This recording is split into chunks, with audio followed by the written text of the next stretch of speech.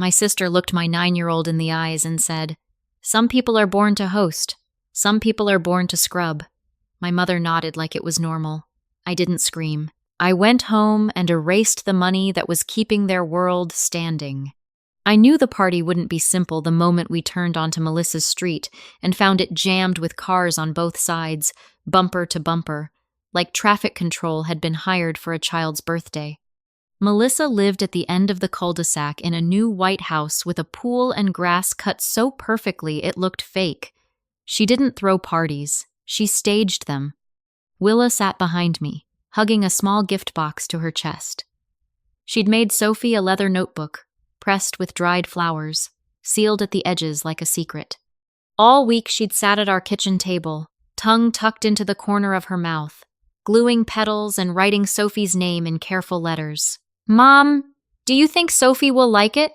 she asked, the third time. "Of course," I said, even though the word was more comfort than forecast. "You made it yourself. That matters." Ethan's hand touched my back, steady, quiet. "We can leave early," he murmured. Not a warning, a promise. The front of the house was wrapped in a balloon arch big enough to feel like a gate. Music pulsed from hidden speakers. A chalkboard sign announced Paris Fashion Sophie's Ninth in looping cursive. A photographer crouched near the entrance, ready to capture arrivals for people who needed proof that life was going well. We hadn't knocked before the door swung open. "Finally," Melissa sang, bright as camera flash. She wore a fitted blazer over a dress that looked expensive in the way some things look untouchable. Her smile was wide, her eyes already measuring. She hugged me quickly, then hugged Ethan with polite distance. Then she bent to Willa and switched on her aunt voice. "Hi, sweetheart," she said. "Come in. Sophie's been dying to see everyone." Inside, the living room looked like a store display. Gift bags with designer logos, boxes stacked like bricks, tissue paper glittering. A dessert table arranged like a museum. Macarons, gold leaf cupcakes, tiny flags that said bonjour. A neon sign glowed "Cest la vie." My mother, Linda, stood near the cake table in pearls, holding court. When she saw me, she gave a tight smile, the kind that says, "You exist but don't shine." Sophie stood by the gift pile in a stiff new dress. Ryan, Melissa's son, raced through the hallway with other boys, loud and sharp. Melissa's friends laughed too loudly at everything, like laughter was currency. Willa walked straight to Sophie. No hovering, no rehearsing, just honest. "Happy birthday," she said, offering the box with both hands. "I made you something." Sophie took it and turned it once, as if checking for a brand. She didn't say thank you. She opened it. For half a second, the room thinned around us. Not silent, just attentive. "What is this?" Sophie asked, lifting the notebook between two fingers. "It's a journal," Willa said. "For you to draw and write your dreams." I pressed the flowers myself. A couple of kids giggled behind Sophie. The sound was small but sharp. "Handmade?" Sophie said, eyebrows rising. "It looks like something from the school fair." Willa's shoulders tensed. She didn't step back. She just held still, waiting for the next line. Ryan slid in, grinning. "My mom says your mom cleans offices at night," he announced, like repeating a joke he liked. "So that makes sense." Willa blinked once, slow. I'd seen that blink before her, trying to keep her face from cracking. Melissa heard him. She didn't correct him. She laughed softly, a laugh that gave permission. "Kids," Melissa said, voice airy. "Don't be so harsh. Not everyone has the same opportunities as our family." Linda nodded, slow and approving, like this was wisdom. Then Melissa crouched until she was level with my child. She smiled warmly, the way people smile when they're about to label you. "Sweetheart," she said, "you just have to study really hard, okay? If you work hard enough, maybe you can have a better life someday." Not advice. A frame. A reminder that Melissa believed our life was the before picture. Willa didn't cry. She didn't argue. She just went quiet, hands folding together until her knuckles turned pale. Something inside me clicked shut. I stepped forward, took Willa's hand, and said, "We're going home." Melissa's smile flickered. "Oh, come on," she said, laughing like I was being dramatic. "It was a joke." Linda waved a hand. "Don't be so sensitive. Kids need thicker skin." Ethan moved to Willa's other side without a word. We walked out while the music kept pulsing and the party kept performing without us. In the car, Willa stared at her lap. After a minute, she whispered, "I thought she would like it." "I know," I said. "The gift wasn't the problem. Their hearts were." "Is it bad that it was handmade?" she asked. "No," I said. "It's bad that they acted like money decides who deserves kindness." At home, Willa went to her room. Ethan followed quietly. I went to the kitchen, opened my laptop, and pulled up the fundraiser page Melissa and Linda had posted. Heart Healing Fund, Help George Fight. My father's smiling photo filled the screen. The story underneath was polished and emotional medical bills, sacrifice, community support.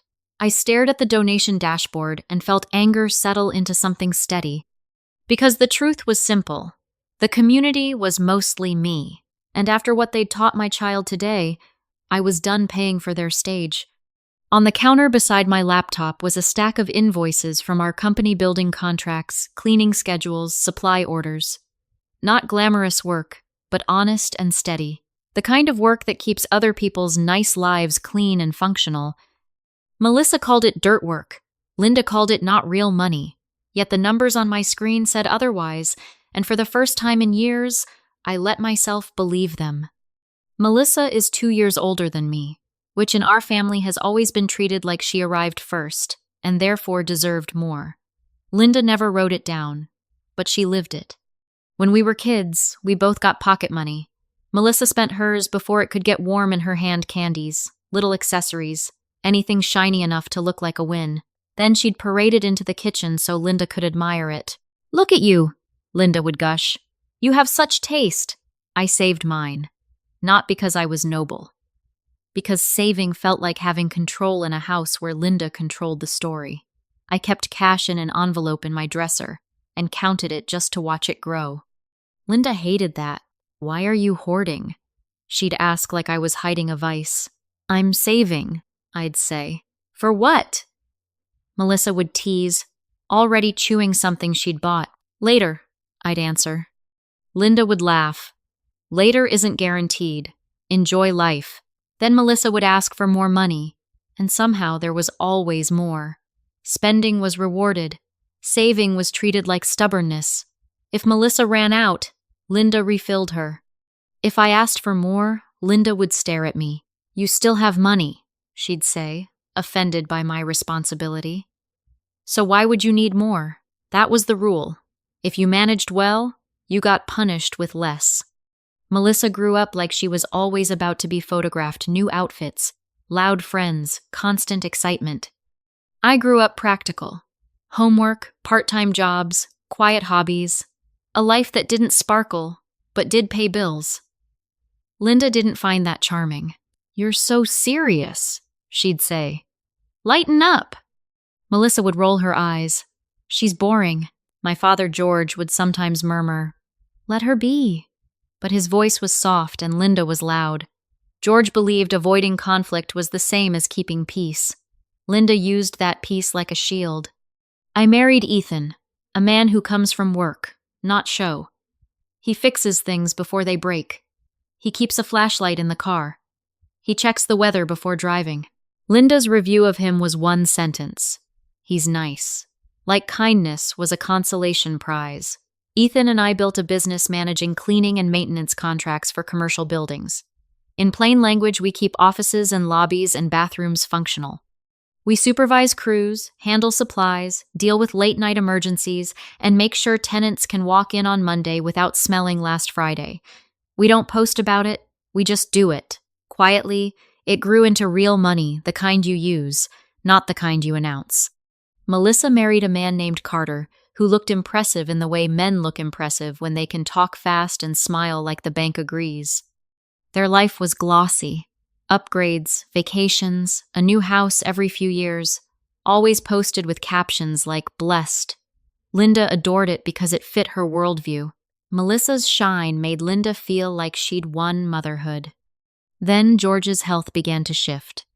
Not a dramatic crisis, just the slow slide where stairs become negotiations and the heart becomes a topic you can't avoid. Linda did what she always does when something needs handling. She branded it. She and Melissa launched an online campaign called the Heart Healing Fund. The page was tidy, emotional, and shareable. "Please help our beloved George," it said. With a photo, Linda chose George smiling harder than his eyes did, comments filled with prayer hands. People donated in small waves, the way people do when they want to feel helpful. I donated too, not once, not publicly, systematically. 18 anonymous profiles. Different names, different cards, different amounts that looked like a community. Together, nearly $3,200 a month. I did it for 8 months. I did it because I didn't want my father skipping care. I did it because I could. And I did it because I didn't trust Linda to handle help without turning it into a story about her sacrifice. On top of that, I covered quiet expenses directly. Groceries, a utility bill here and there, small medical copays sent to my parents with a simple note. "Love you." Nothing else. Linda would accept the money with the same expression she used when someone offered her a chair, like she didn't need it but would take it. Willa didn't know the numbers. She just knew Grandpa was tired. Sometimes she'd ask, "Is Grandpa hurting today?" And I'd say, "He's trying his best." Because children don't need financial details. They need safety. Ethan didn't love any of it. One night after Willa fell asleep with damp hair on her pillow, he sat across from me at the kitchen table and said, "They don't treat you like family. They're my parents," I said, because that sentence lives deep. Ethan's voice stayed calm. "I'm not saying don't love them. I'm saying don't teach Willa that love means swallowing disrespect." I didn't answer then. I kept sending the money. I kept swallowing. Until Sophie's party. Until my child stood frozen while my sister and my mother taught her exactly where they believed she belonged. That night, after Willa finally drifted off, I opened my laptop and logged into the fundraiser portal. The dashboard popped up like a smug little summary of my secret generosity. 18 profiles. 18 recurring payments. A monthly total that made the page look successful. I started canceling them one by one. The portal kept asking if I was sure, as if it couldn't imagine a person changing their mind. I clicked yes until my finger went numb. When the last one disappeared, the total dropped like a curtain. Then I canceled the small standing transfer I sent to Linda each month. Money she acted like she didn't need. Ethan watched me close the laptop. "You okay?" he asked. "No," I said, "but I'm steady." In the hallway, Willa slept with her notebook-making hands curled under her cheek, still believing kindness should work. I looked at her door and promised myself something I should have promised years ago. My daughter would not learn to stay small, just to keep cruel people comfortable. 2 days after I canceled the donations, my phone lit up with Melissa's name. I stared at it long enough to feel my pulse slow. Then I answered. "What did you do?" She snapped. Her voice sounded breathless, like she'd been running. "I don't know what you mean," I said, because I needed her to say it out loud. "The fund," Melissa hissed. "Nearly all the donors vanished. It happened at once. People don't do that." In the background, I heard Linda muffled but sharp, like a TV turned up too loud. "This isn't normal. Someone sabotaged us." Sabotaged. Linda's favorite word. If anything went wrong, it was an attack, never a consequence. Melissa kept talking fast. "We need that money. Dad needs it. The appointments, the program, everything. What did you do?" I leaned back in my chair and kept my voice calm. "It wasn't people." There was a pause. "What?" "It was me," I said. All 18 profiles. Silence snapped into place, sudden and heavy. Melissa let out a short, disbelieving laugh. "Stop. I'm not joking," I said. "I set them up. I paid every month. I canceled them." Linda's voice jumped in, louder now. "Paige, stop lying. I'm not lying, I said. I'm done. Melissa's tone shifted into syrup, as if sweetness could undo the past. Okay. So this is because of the party. It was a joke. Kids say things. Melissa, I said, you laughed while your son insulted my daughter. You smiled while Sophie mocked her gift. And you framed Willa's future like a warning. Linda cut in, sharp. Willa needs thicker skin. I felt something go cold behind my ribs. No, I said. Willa needs adults who don't humiliate her. Melissa exhaled hard. Fine. You made your point. Turn it back on. No. Linda's voice sharpened like a blade. Do you know what you're doing to your father? I waited, because that was the moment I needed. Tell me, I said. What am I doing? Melissa inhaled like she hated the answer. We can't afford this. There it was. Not Dad will suffer. Not, we're scared. Just, we. I didn't respond. I let the silence stretch until Melissa filled it with a curse under her breath. We're coming over, she said. The line went dead. Ethan looked up from the sink. He didn't ask for details. He could read my face. They're coming here? He asked. Yes, I said. He nodded once. Okay. They arrived within 2 hours. Linda and Melissa knocked like people who expected the door to open because it always had. Willa stood behind me, close enough that I could feel her breath against my elbow. Ethan stayed a few steps back present, quiet, letting me lead. I opened the door. Linda didn't look at my face first. She looked past me into my house, scanning the furniture like she was checking whether I'd suddenly become someone else overnight. Melissa spoke first, voice too bright, too fast. Okay, we get it. You have money. Congratulations. Now turn it back on. Linda nodded once. This has gone far enough. I didn't move aside. No, I said. You don't get to come here and give orders. Melissa's smile twitched. Paige, don't do this. It's embarrassing. For who? I asked. Linda's patience snapped. For your father. She said George like it was a holy word that should end the conversation. I kept my voice low. Then you won't mind if I call him right now and tell him exactly what I canceled. Linda's eyes widened for a fraction of a second. Melissa's head jerked up. No. One word. Too quick. Too frightened. I felt my body pause, not for drama, but because that no landed wrong. I looked between them. Why would he be upset? I asked softly. If the money was for him. Neither of them answered. Linda's mouth opened, then closed. Melissa swallowed, eyes flicking toward the driveway like she was calculating exits. Willa's fingers curled into my sleeve. I didn't raise my voice. I just stood there and let the quiet do what it does when lies run out of furniture to hide behind. Linda recovered first, because she always did. You always make everything dramatic, she snapped. I nodded. No, I make it clear. Then I said the sentence that changed the air in my doorway. Tell me the truth about where that money was going. Melissa stared at the wall. Linda stared at the floor. Their silence answered louder than any confession. I didn't need them to admit it. I needed proof for the only person who mattered. I'm taking Dad to his next appointment, I said. I'll pay the hospital directly. Linda's eyes flashed. You don't get to cut us out. I already did, I said. Melissa's voice cracked, just slightly. Paige, please. It was the first time she'd ever said please to me without wanting something small. I watched her face the expensive makeup, the tired lines underneath, and realized something ugly. Melissa wasn't just cruel, she was scared. Because cruelty had been her armor, and now it wasn't working. Go home, I said, and don't talk to Willa again until you learn how. Linda's jaw clenched. You're punishing your father to punish me. I'm protecting my daughter, I said, and I'm protecting my father from being used. They left without another word. Linda walked stiffly, like outrage could straighten her spine. Melissa moved like her heels were suddenly heavier.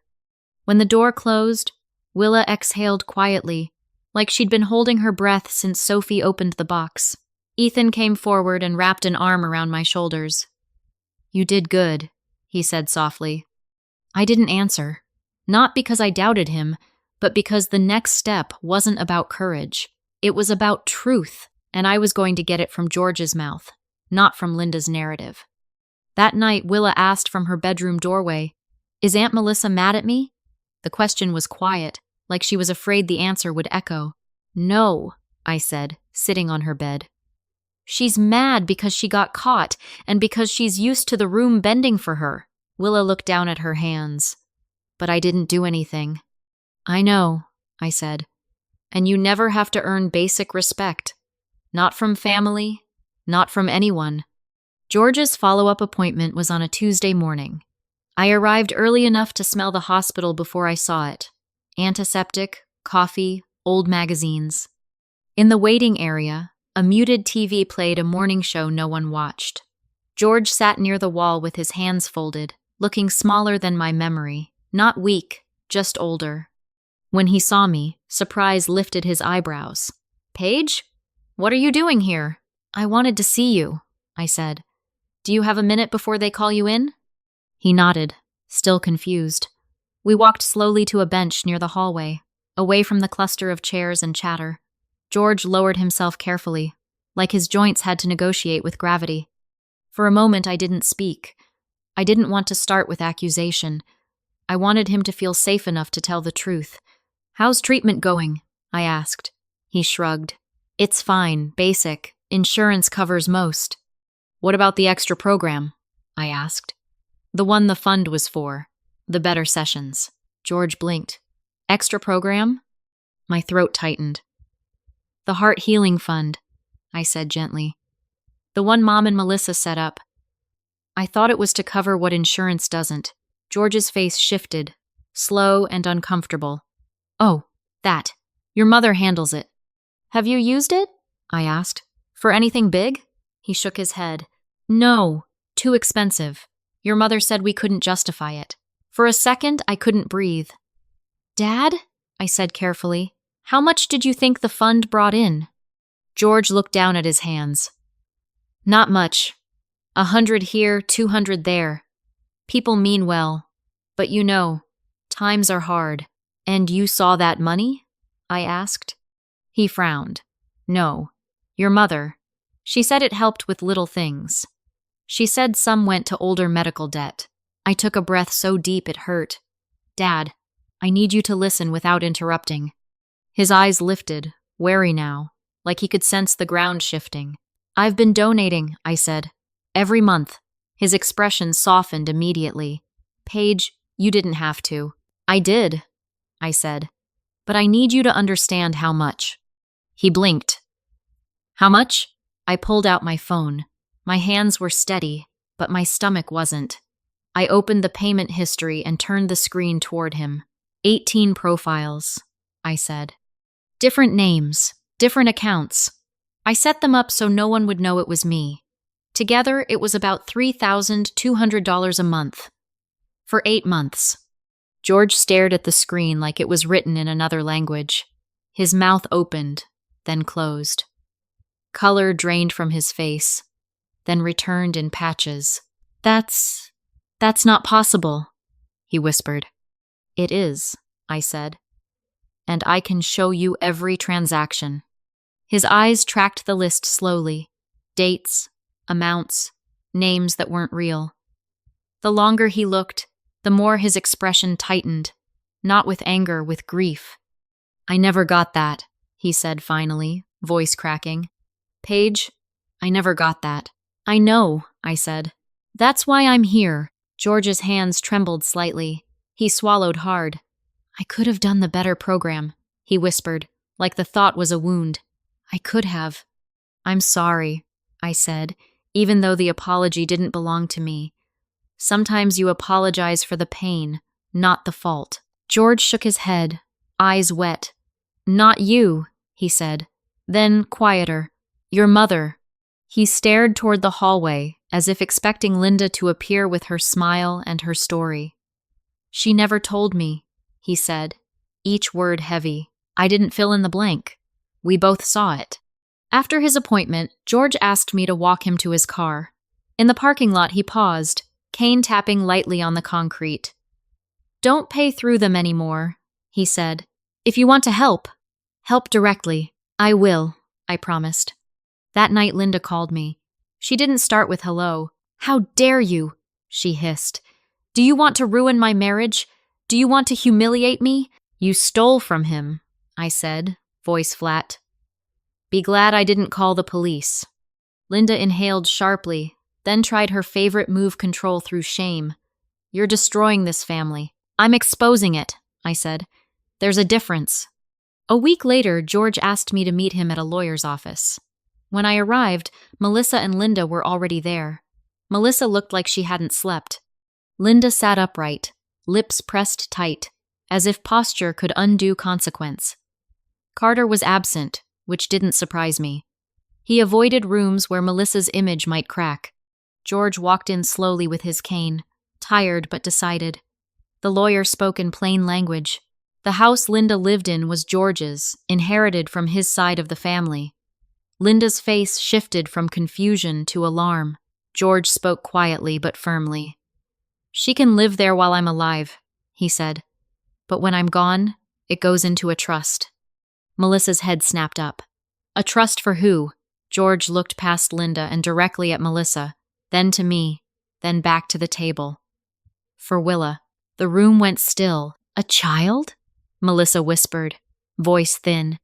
George didn't raise his voice. He didn't need to. "A child who doesn't look down on other people," he said. The lawyer continued.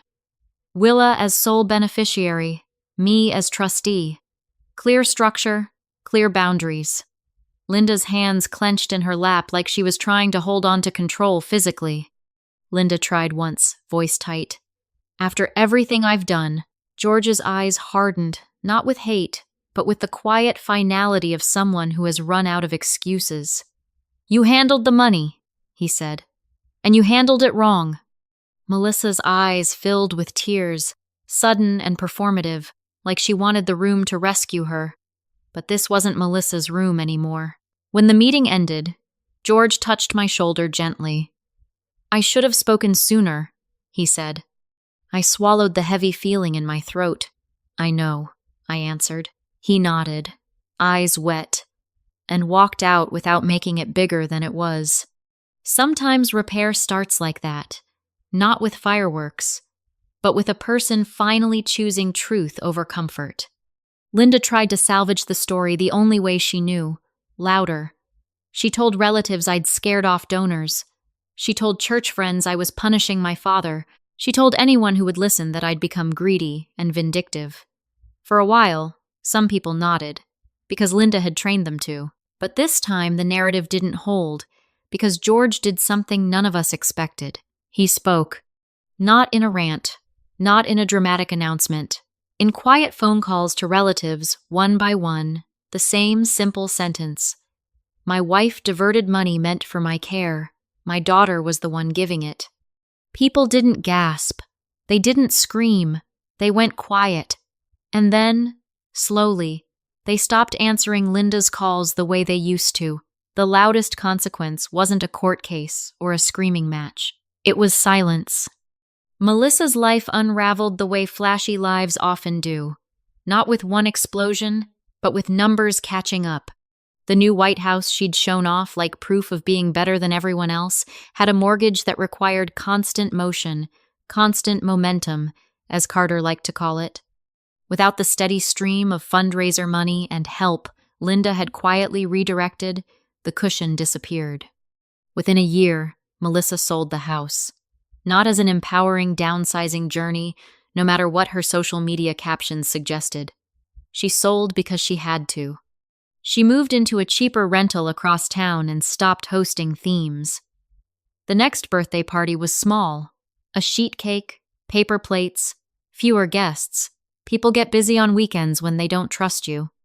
Ryan and Sophie struggled too. They'd grown up thinking no was temporary. Now it was permanent weather. At school, Sophie stopped bragging. Ryan stopped repeating Linda's lines because he learned the world doesn't clap for cruelty outside the family bubble.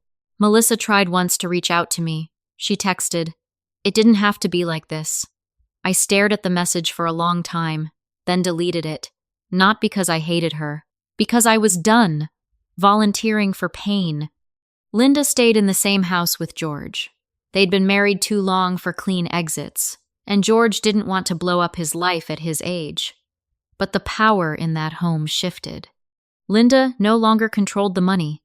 George started paying bills himself. He changed passwords. He stopped letting Linda handle things that weren't hers to handle. My relationship with Linda dropped to near zero. We spoke when we had to, briefly, carefully, like people handling something sharp. She never apologized. Linda doesn't apologize. She reframes.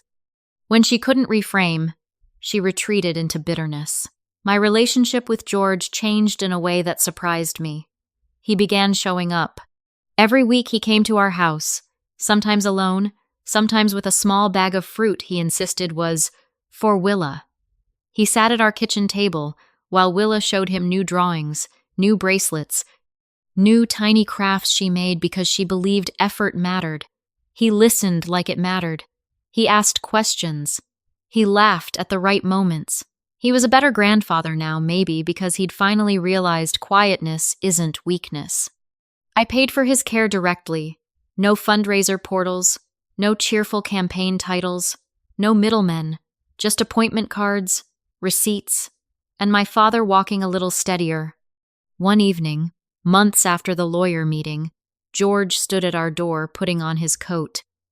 He paused, hand on the knob, and said, "I should have protected you better when you were young." The sentence hit like a weight.